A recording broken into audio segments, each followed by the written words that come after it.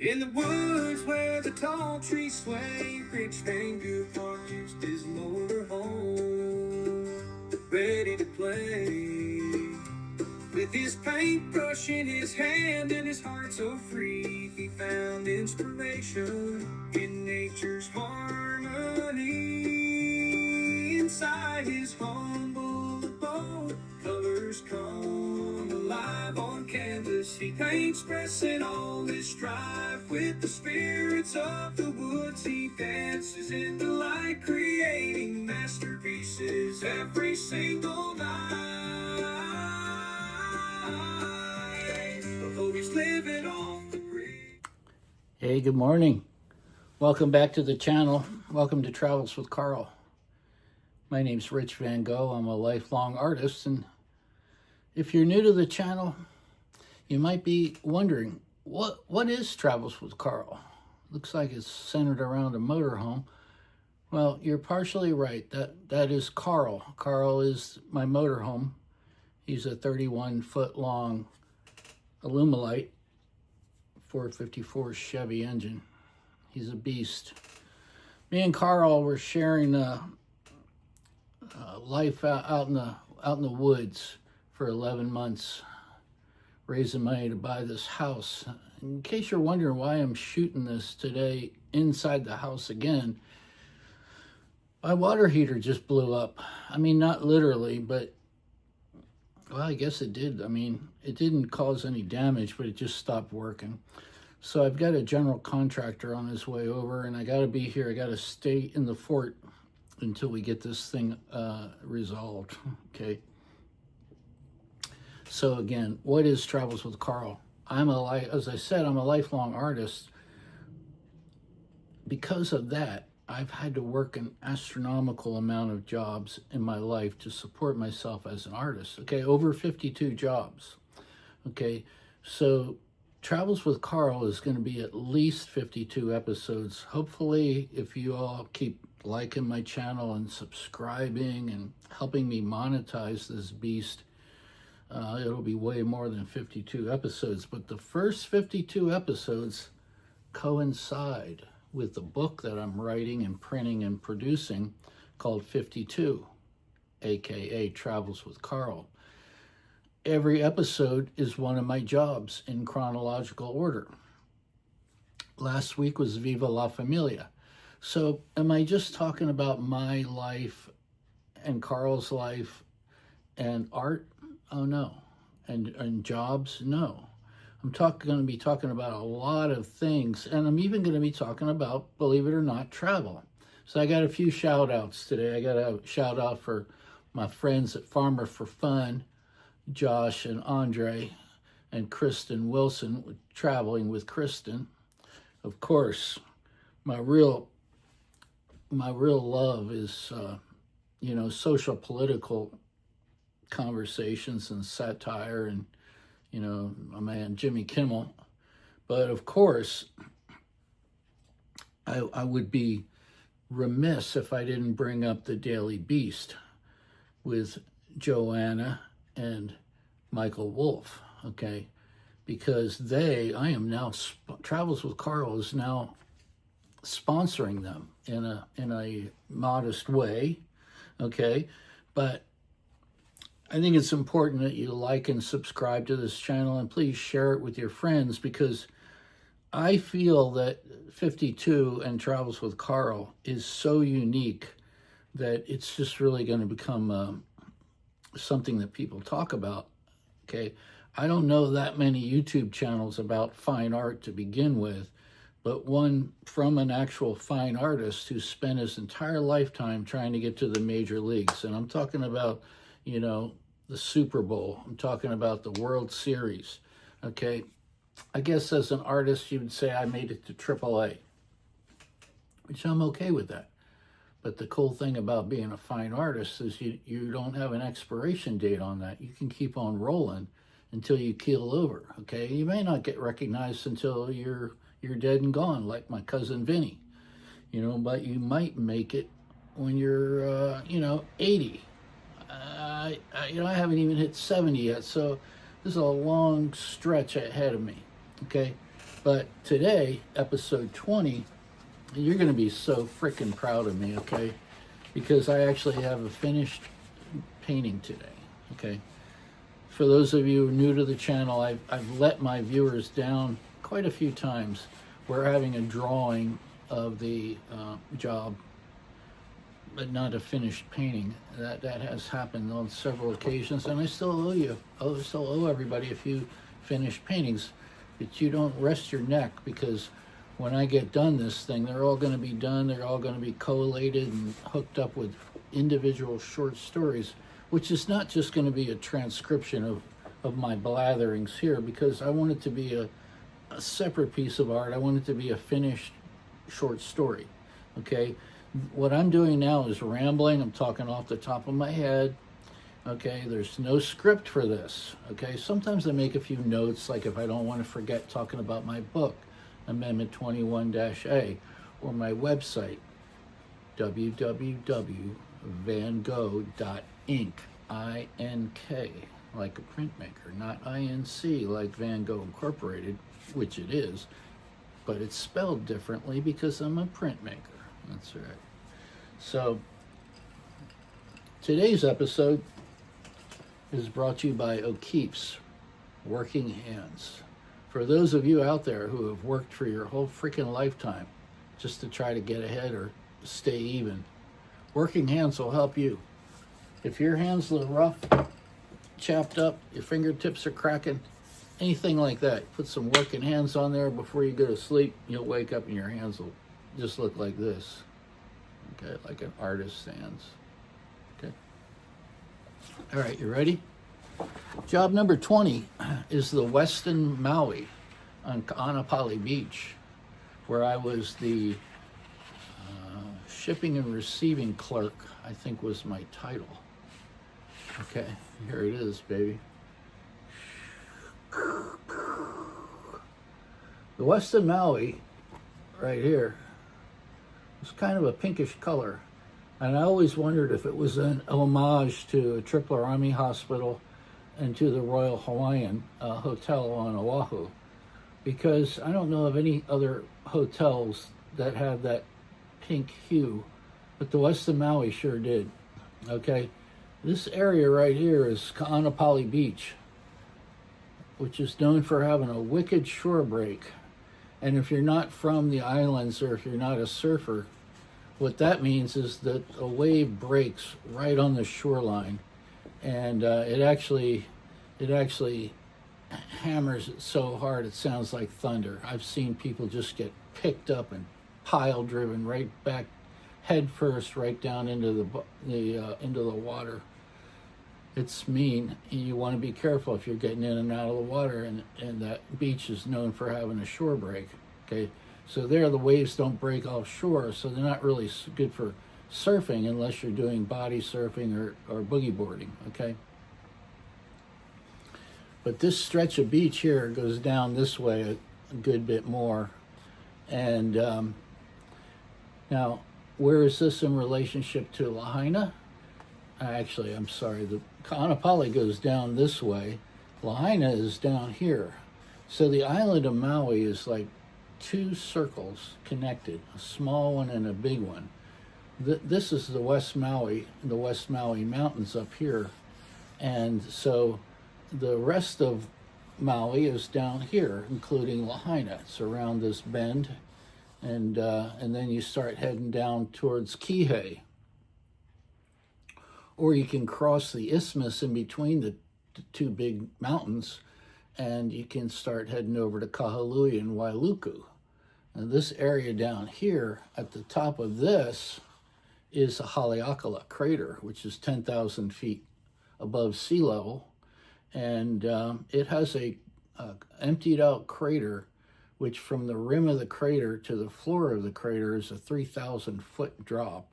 And the bottom of the crater, when you're standing on the rim of the crater looking down into it, is big enough to put the city of Manhattan inside of it.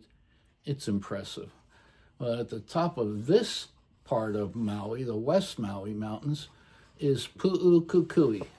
And that is one of the two wettest spots on Earth. The second wettest spot on Earth, or the first, I'm not sure which one is superior in its wetness, is on Kauai. They get over 400 or 500 inches of rain per year. But this area down here, this is straight up desert. Okay, this is what's known as the leeward side of the island, and the other side, where the wind comes from and these clouds come from, is called the windward side of the island. It's pretty simple. Hawaiians have different terms, like everything facing towards the sea is Makai, everything going towards the mountains is Mauka.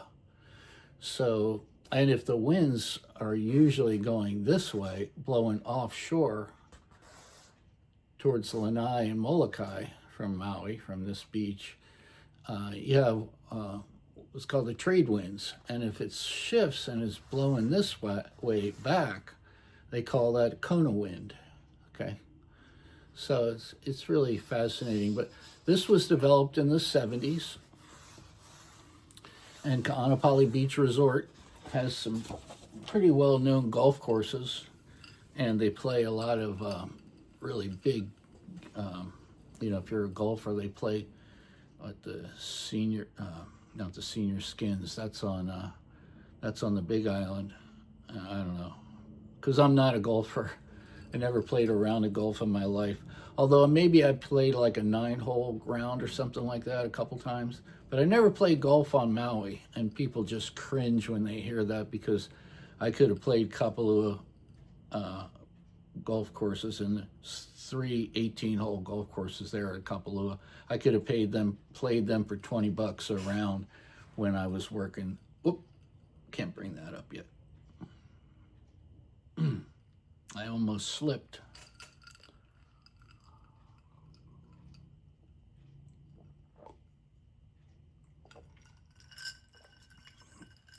And in case you're wondering if I'm drinking Jack Daniels, I'm not. I'm straight edge, 25 years sober. I'm drinking homemade iced tea, baby. Well, right after I got out of the Army, remember, that was the episode 18. Right after I got out of the Army, I came back to Maui. It's my home of records. This is where I enlisted, believe it or not. When I came back, I was in much better shape. I was in great shape, but I was also, I had adjusted a few of my mental issues. Sure, I still had them. I was still drinking heavily, but I was a lot more matured. The Army really helped me in a lot of different ways, and when I got back, one of the first things I wanted to do was learn how to scuba dive. So right in front of the Westin Maui, they had 6 swimming pools. They were interconnected, and there were waterfalls and everything, and I mean, a really spectacular resort. Now, that's where I learned how to scuba dive. And here's my recommendation to you. If you want to learn how to dive, don't let anybody talk you into doing a boat dive or a shore dive or going out in the ocean. Don't do that to yourself, okay? Scuba diving is a little bit frightening and a little bit sketchy up front, okay? The first time you do it, you want to be in a swimming pool with some other people that are, and get your comfort level going, because, breathing underwater is not a normal, natural thing to do, and you don't want to fuck up in the ocean, okay? Because as much as chlorinated fresh water is not good for your lungs, salt water is really bad for your lungs, and you don't want to fuck up out there, okay? Of course, you don't want to fuck up anywhere scuba diving. Scuba diving is one of those things where you just got to really be paying attention to what you're doing. It's like going into outer space. It's fucking dangerous, okay? Straight up, it's dangerous. And, it's like driving a race car, right? Some people are willing to accept that risk or that danger. And I'm going to say this right up front. Scuba diving is a lot less dangerous than driving a race car. I didn't mean to imply that they were even closely related, because what you want to do is start off easy and do nice, comfortable shore dives where you can walk right into the water. Kapalua Bay, in fact, was my favorite dive spot on Maui because when you go out there in the water, it's only 35 feet deep for most of it. It's a nice big bay. It's got a lot of beautiful coral in it. And as they say in Hawaii, most of everything you want to see is around 35 feet. You don't need to go in deep water. You don't need to do night diving. You don't need to do a lot of other things, or, you know, drift diving or a lot of sketchy things, or boat diving. You don't have to do that. You can literally throw your gear on, walk right into the water, and just have your mind blown with tropical fish and the coral reef. And I highly recommend it. So what did I do there? I was a shipping and receiving clerk, and I worked for this guy who was a real ass, okay? He hated white people. I don't know why he even hired me. Super racist guy. He was a local guy. He was all into kung fu fighting and martial arts and thought he was a badass. But he was straight up a racist. And I can't even remember his name right now. That's how much I disliked this guy. But it was a good job, good benefits, and it got me into the major leagues of the hotel industry. Or, you know, this is a serious, beautiful stretch of beach, and you put Westin Maui on your hotel resume. That's a good starter, okay? That separate the men from the boys right there. That's a grown-up hotel. That's a big resort. Really famous. It's probably 300 to 400 to 500 a night and up now, depending on the time of year and the season. And did you get your room from Westin, or did you get it from did you get it from Kayak? That's my recommendation. Don't ever book a hotel night from straight from the hotel, okay, unless you got friends there at the front office manager or something. Go through Travelocity or anything like that, because what they do is, it's like the stock market. Coming up in the end of the week, okay, we can see Wednesday, Thursday, Friday, we got like no occupancy on the weekend. They will sell those rooms to Travelocity for $40 a night, okay? And Travelocity marks those up to $60 a night, or $100 a night, or whatever they think they can get, okay? And you, as a smart consumer, you can go, oh, that's the Westin Maui. That's what I want right there. Now, you got to be careful, because you might get a mountain view instead of an ocean view. You got to, see what you're getting, because it's going to tell you what your view is, and what floor, all that stuff is going to be in the listing.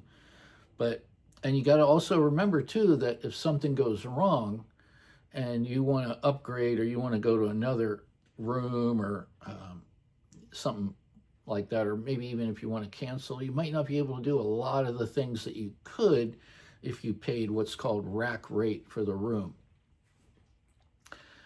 For me and other people that like to live on the edge, don't ever pay rack rate for a room, okay?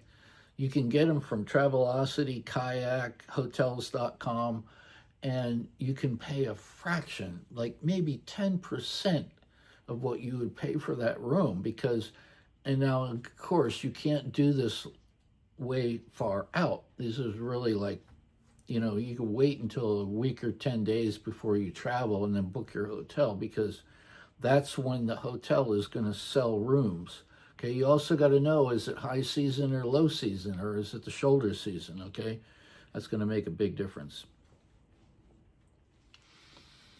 Anyway, so I was the shipping and receiving clerk there, and once I got rid of that guy, I started working in the same hotel, but working as a banquet server and a waiter, okay? Because remember, I have gotten a little experience from some of my other jobs. I knew my way around the kitchen. I knew that I didn't want to cook, but the real money, you got to choose between being a cook and being a waiter or a waitress, even a busboy or a bartender. Trust me, You're going to do much better if you're making tips, especially if you're any good at it, okay? And banquets are like easy money because you carry out a bunch of plates at one time, pass them out like frisbees, and you're going to get a guaranteed guaranteed gratuity, and you're going to get paid hourly, higher rate than you would as a server. So, highly recommend banquet serving. It's a good job. And being a waiter or waitress, again, if you're any good at it, you can make a really good living doing that. But what a spectacular resort, okay? You finish work with your crew, you go to the bar next door. Everybody there is drinking and doing cocaine and smoking weed. And you just smoke weed right there at the bar, right out in the open. Nobody gives a fuck. Okay, cocaine, you got to be a little more careful with that, because if there happens to be a cop in your midst that you don't know about it, or a rat, they will turn you in a New York minute. But back then it was living large, spending money as fast as I was making it, okay? And, but doing a lot of sober things too. Scuba diving, I was still hanging out with my friends from the Windjammer. I could still go down to the Windjammer and work and get a free ride on the Windjammer. Beautiful thing about Maui at this time, and this is now, we're in the late 80s, but just again, more jobs than there were people. And, like I said, there's a lot of things I don't like about Hawaii, but man, when it comes to nature and just a freaking beautiful weather and beautiful place and beautiful water, it is hard to beat. All right, so that's enough about the Westin Maui. That was a good gig. I like my little painting too. Now again, every one of these paintings is going to have be for sale. I think the original paintings are $500 a piece. And the prints, I'm going to do a limited edition, signed and numbered, a limited edition of each painting, and those are going to be $100. Maya, I still owe you yours. And I just sold my first one to my friend Maya from Oakland. And like I said, of course, each one of these is going to be featured in the book, which is going to be like a coffee table book.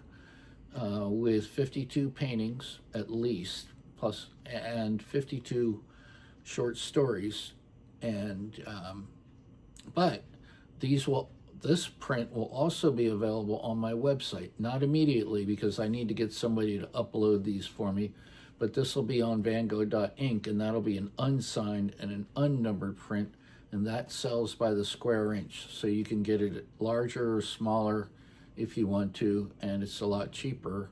But you can also, it won't be signed or numbered. It's an unlimited edition, or an open edition, as a printmaker would say. But it's also, with that, if you do it that way, it'll be shipped directly to you. You don't have to communicate with me at all. You can go right on VanGogh.Inc. and buy it, and you can also have it custom framed. Okay, and their frames are much more reasonable than if you take it to a frame shop. You could get it printed on aluminum, glass, canvas, paper. I think they do stuff on wood panel, and you can get it framed. And like I said, you'll love my website. Check it out. All right, so what else do I got to talk about today? I still got 8 minutes roughly. I'm going to talk about the Epstein files. Okay, they dumped a tranche of stuff.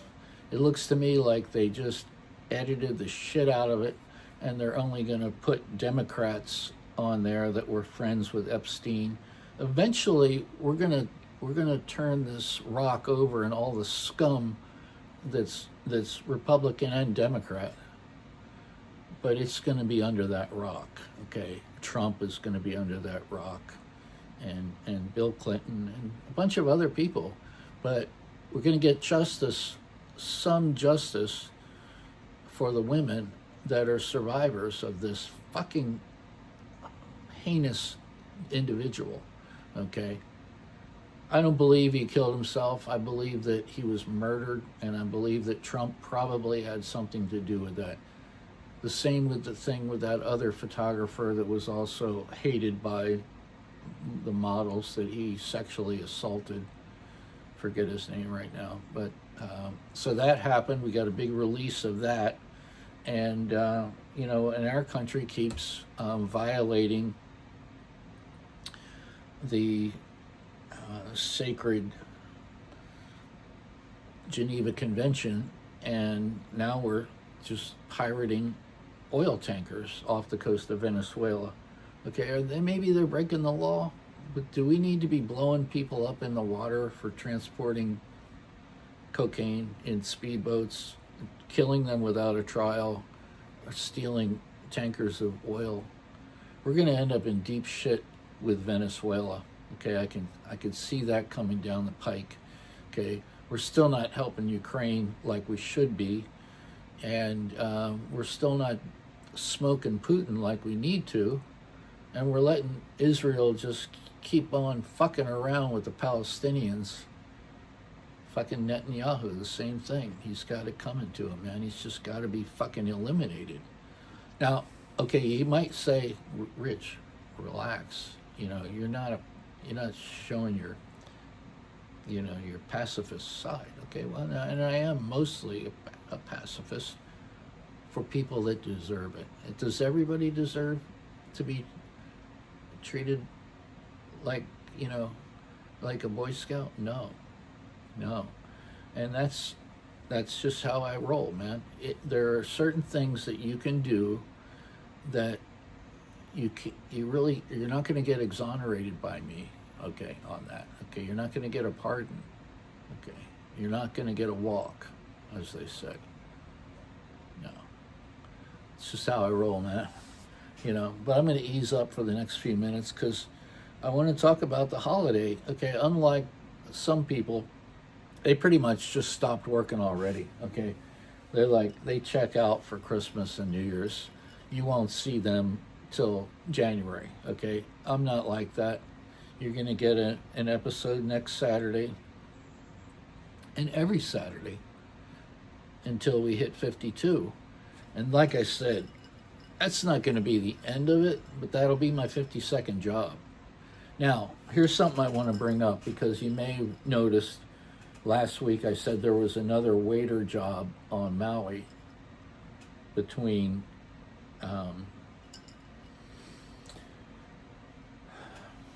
there you go, there's the Alzheimer's moment. There was another restaurant after Viva La Familia that, again, I looked on the map today. I mean, I Google mapped it over this week. It's not even on the map anymore, okay? So I don't think it even exists any longer. And I can't even remember the name of the restaurant. And all I did was work as a waiter for a really short period of time. And I was a terrible waiter, man. I really was. I was bad.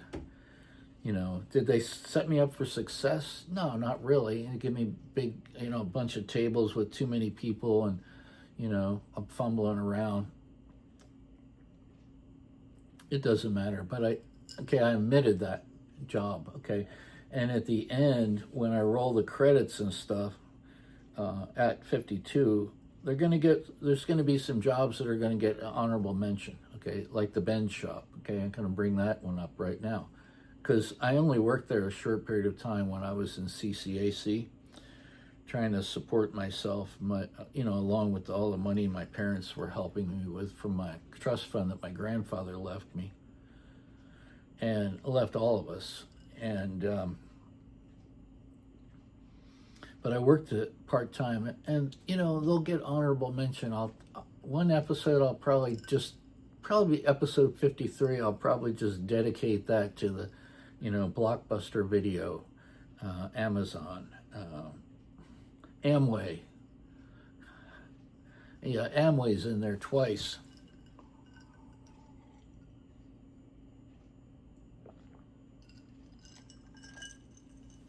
These jobs will get honorable mention. But they don't deserve an episode, Not like the Westin Maui, man. That was a good job. And I was really good at everything I did there. I was a good shipping and receiving clerk. Because that's what I did in the Army, and that was hardcore. What am I getting? Fucking little bottles of shampoo and stationery and shit at the hotel. And that was fucking cakewalk job.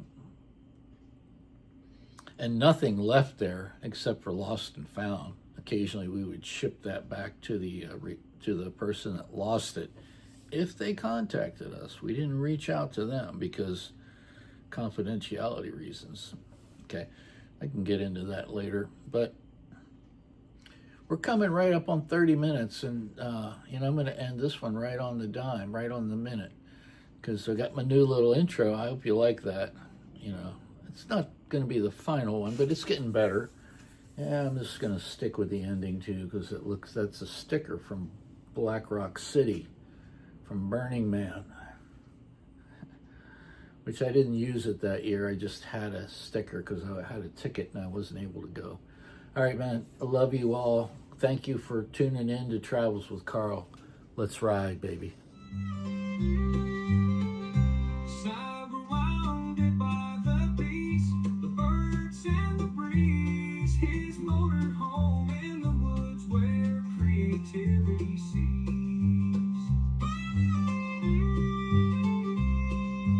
Sun will abode, colors come alive on canvas. He paints, pressing all his strive with the spirits of the woods. He dances in delight, creating masterpieces every single